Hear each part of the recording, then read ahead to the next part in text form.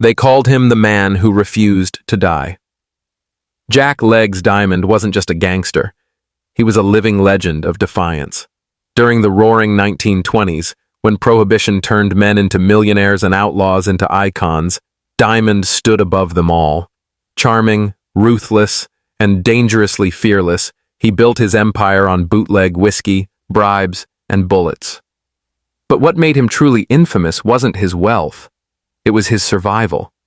He was shot, stabbed, and ambushed more times than anyone could count. Each time the newspapers declared him dead, and each time he came back. The public called him Lucky Legs. The cops called him a ghost, and the Mafia called him a problem that wouldn't go away. He cheated death again and again, laughing in the face of fate. But every man who toys with death eventually loses the game. This is the untold story of Jack Legs Diamond, the gangster who lived fast, loved danger, and defied every bullet fired his way until the last one. A story of power, betrayal, and the high price of survival. Welcome to the world of the man who couldn't be killed. Jack Legs Diamond was born John Moran in Philadelphia in 1897, but destiny had already marked him for the streets. His family struggled to survive, and young Jack learned early that rules were for those too weak to bend them. When his father died, Jack turned to petty theft, learning the rhythm of crime before most boys learned to shave. By the time he reached New York City, he had already mastered the art of getting what he wanted, not through luck, but through nerve. The city was electric in the 1920s, and when Prohibition began, it was like striking gold for the daring and the desperate. Jack wasn't just daring, he was unstoppable. He started small, running illegal whiskey shipments for bigger gangs, but it didn't take long before he decided he didn't want to work for anyone. Alongside his brother Eddie, Jack built his own bootlegging empire. He found suppliers in Canada, bought loyalty from truck drivers, and carved his routes through New York's dark alleys and smoky clubs. Every deal was a gamble, every night a risk. But Jack thrived on danger. He had charisma, the kind that made men trust him and women fall for him. To the underworld, he was Legs, the smooth talker who could charm a cop and outwit a mobster in the same breath. As his profits soared, so did his enemies. The Irish gangs wanted a cut of his business. The Italian Mafia viewed him as a reckless outsider who didn't know his place. Jack didn't care. He paid off corrupt officers, bought judges, and moved deeper into the heart of New York's illegal liquor trade. He loved being seen. The tailored suits, the shiny cars, the fine whiskey, and the applause in the nightclubs where his name carried weight. He believed that power wasn't just about money. It was about reputation. And no one had a reputation quite like Legs Diamond. But fame came with a price. The more he flaunted his success, the more he drew attention from the police and the press. Newspapers called him a dashing outlaw and the man who laughed at death. His photo was splashed across front pages, and the public became obsessed with his story. He enjoyed the spotlight, smiling for cameras even after being arrested. Each time he walked free, his legend grew. To the poor, he was a folk hero, a man who beat the system. To the cops, he was a symbol of corruption and chaos. Jack's hunger for power was never satisfied. He wanted more territory, more control, and more respect. He didn't just want to be rich, he wanted to be untouchable. And that ambition made him reckless. He began stealing business from rival gangs, hijacking their trucks, and attacking their warehouses. It was a bold move that would make him both feared and hunted. The Mafia bosses warned him to back down, but Legs only grinned.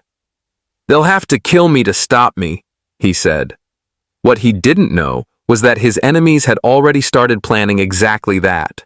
But in Jack Diamond's world, bullets were just part of the game. He had cheated death before, and in his mind, he always would. Every shot fired at him was just another test of his legend, and every time he got back up, his myth grew stronger. To him, danger wasn't a threat. it was proof that he was alive. And in the underworld of 1920s New York, that belief made Jack Legs Diamond a king among killers. As the Roaring Twenties reached their peak, Jack Legs Diamond's name was known from Harlem to Albany. His network of bootleggers ran like veins through the city. Every drop of whiskey that flowed in the underground clubs had a trace of his empire behind it. With every shipment and payoff, his fortune grew, and so did his ego. He wasn't just another gangster now. He was a celebrity criminal, a man whose crimes were whispered about in cocktail bars and printed in bold letters across front pages.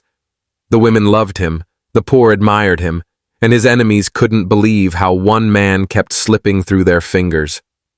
Jack lived fast, laughed loud, and spent freely. His nights were spent in smoky jazz clubs, surrounded by dancers, actors, and showgirls. He wore diamond cufflinks, silk suits, and carried a gold cigarette case engraved with his initials.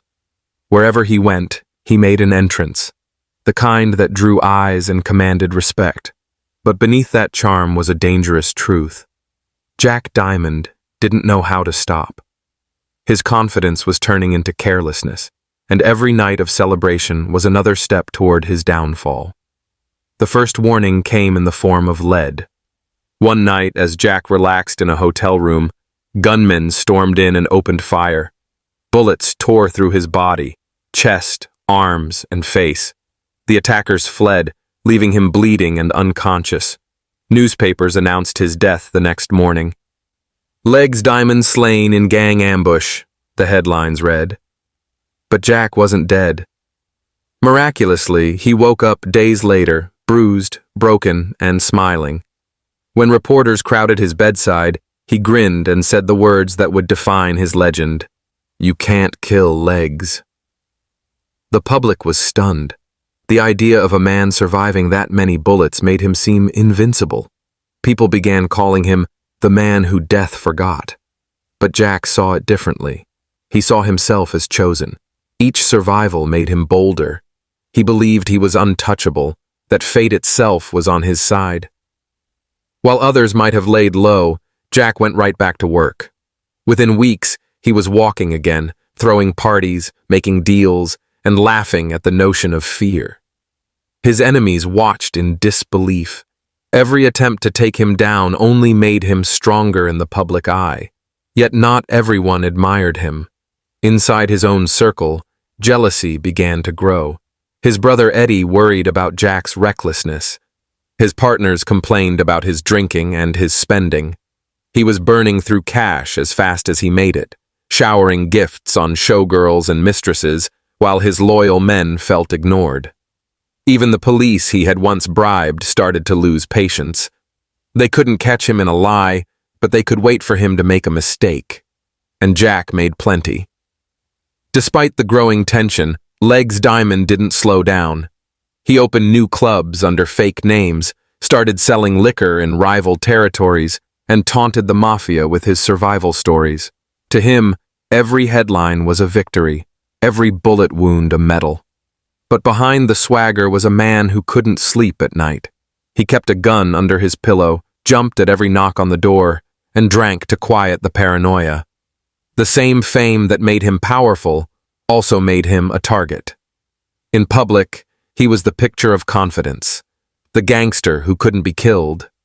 In private, he was a man trapped by his own legend, too proud to step away and too haunted to stop.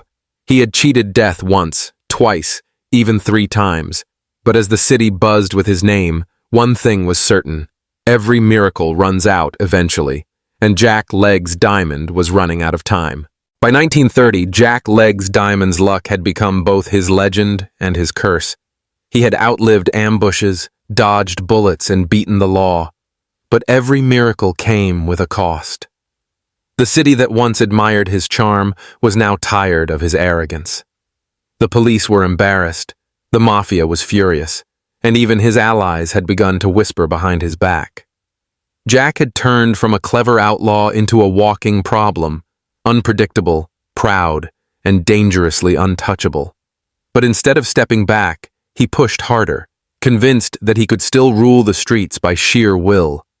He started crossing lines no one dared to cross. He hijacked shipments belonging to the Italian Mafia, stole from partners who had once protected him, and demanded respect from men who now wanted him dead. To Jack, loyalty was temporary, but power was everything. He believed his survival was proof that destiny favored him, but destiny was running thin.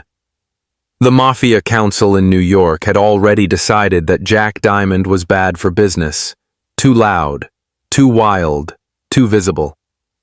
A man like him brought heat, and in the underworld, heat meant death.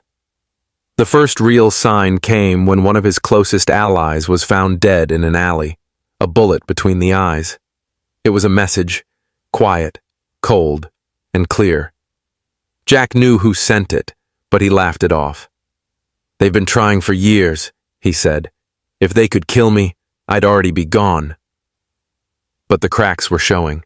His brother Eddie begged him to leave the city, to disappear before it was too late. Jack refused.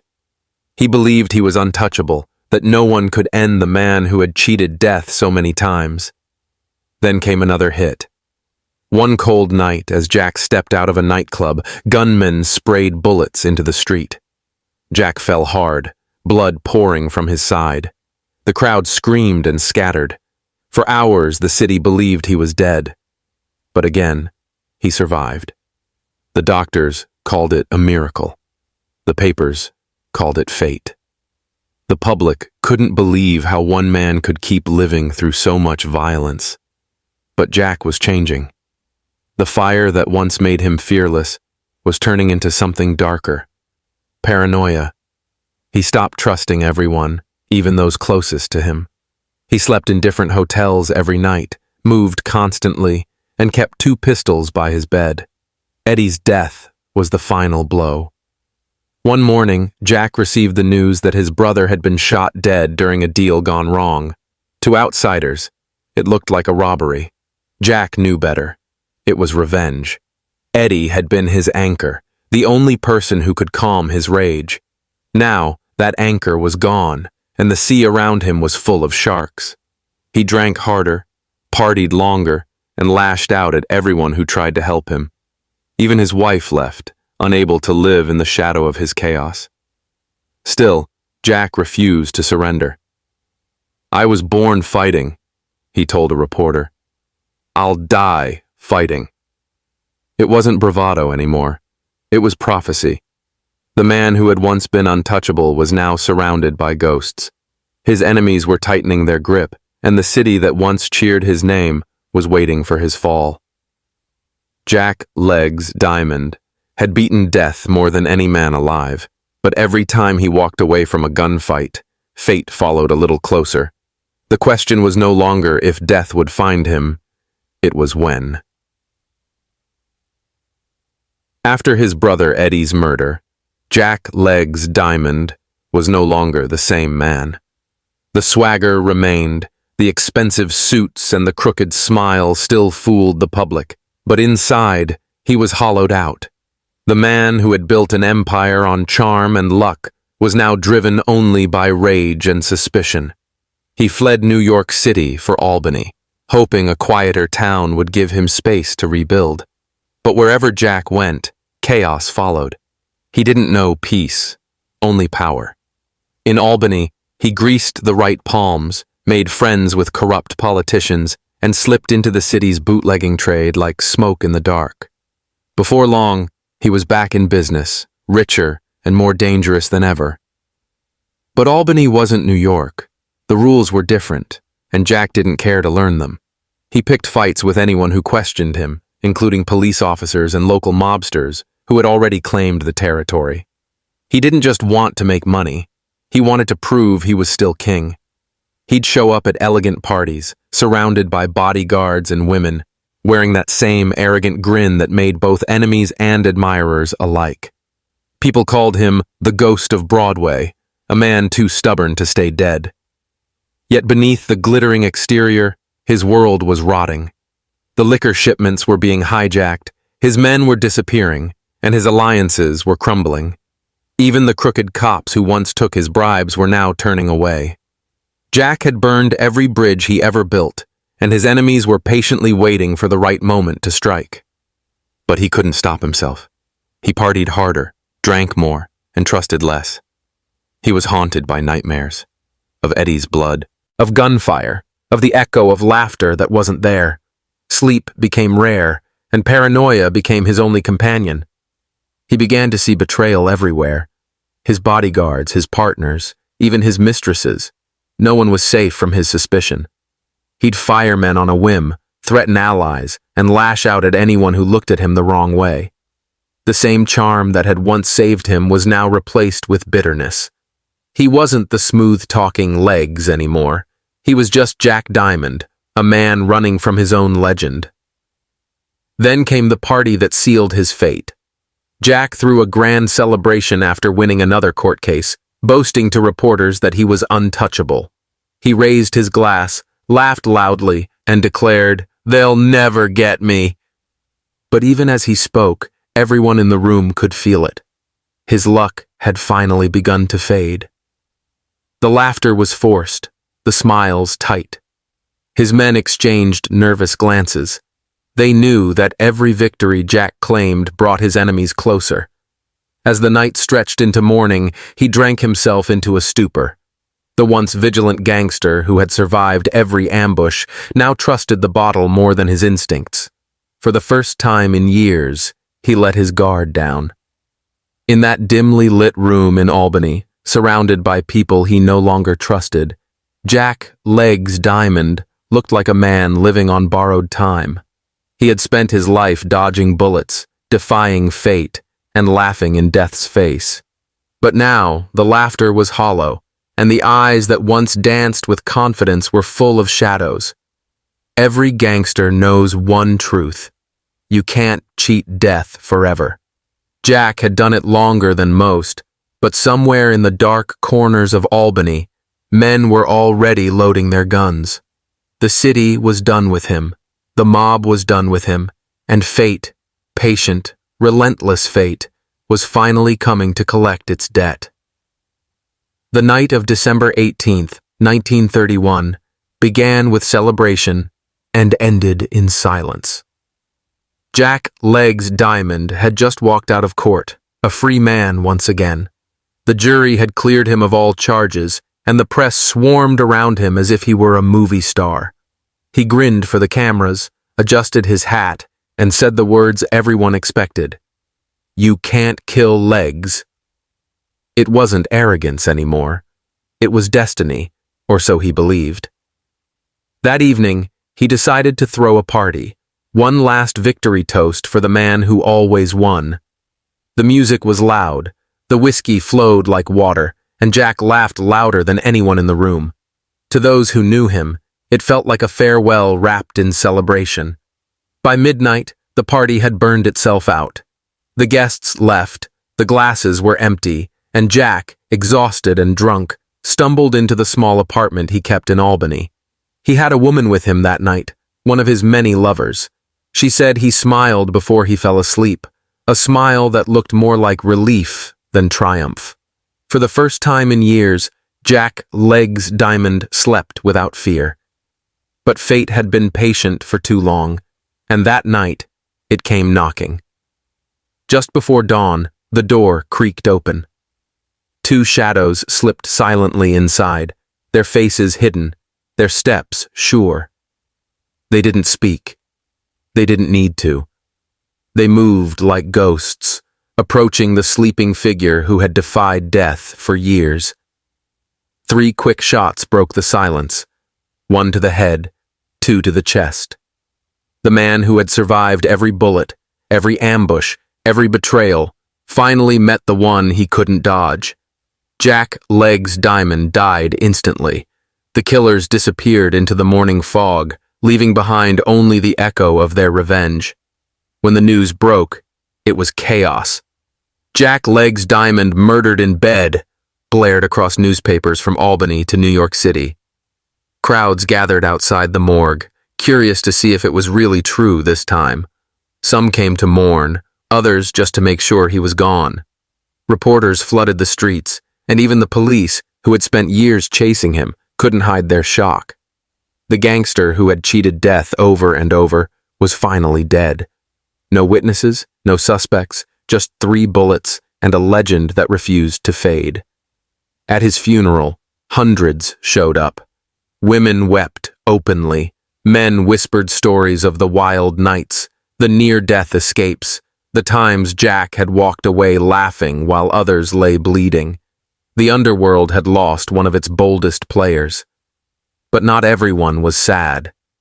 In the corners of the city, gangsters raised their glasses quietly, relieved that the man who caused them so much trouble was finally gone. Justice, they said, had simply caught up.